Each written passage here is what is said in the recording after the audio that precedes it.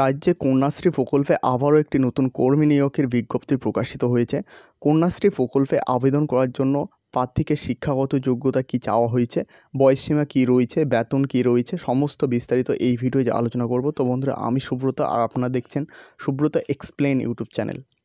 কন্যাশ্রী প্রকল্পে এখানে কিন্তু ডাটা ম্যানেজার পদে নিয়োগ করা হচ্ছে।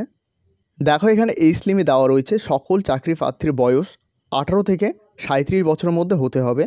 বয়স হিসাব করতে হবে 1 জানুয়ারি 2024 অনুসারে। সরকারি নিয়ম অনুসারে এখানে কিন্তু এসসি এসটিরা 5 বছরের ছাড় পাবে এবং ওবিসিরা এখানে কিন্তু 3 বছরের ছাড় পাবে।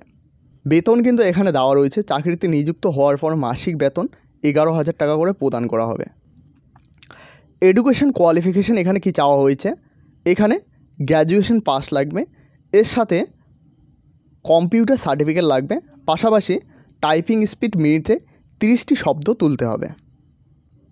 এখানে নিয়োগ প্রক্রিয়া কি রয়েছে, প্রথমে লিখিত পরীক্ষা হবে, এরপর কম্পিউটার টেস্ট হবে। এই দুটি পরীক্ষায় পাশ করলে উত্তীর্ণ প্রার্থীদের সরাসরি ইন্টারভিউ নেওয়া হবে এবং ইন্টারভিউতে পাশ করলে সেই প্রার্থীকে কিন্তু কন্যাশ্রী প্রকল্পে নিযুক্ত করা হবে। পরীক্ষাটি 100 নম্বরের মধ্যে হবে। এখানে দেখতে পাচ্ছ 40 নাম্বার রয়েছে রিটেন এক্সাম, অর্থাৎ লিখিত পরীক্ষায় 40 নাম্বার এবং কম্পিউটার টেস্টে রয়েছে 50 নাম্বার এবং ভাইভা ভয়েস টেস্টে রয়েছে 10 নাম্বার।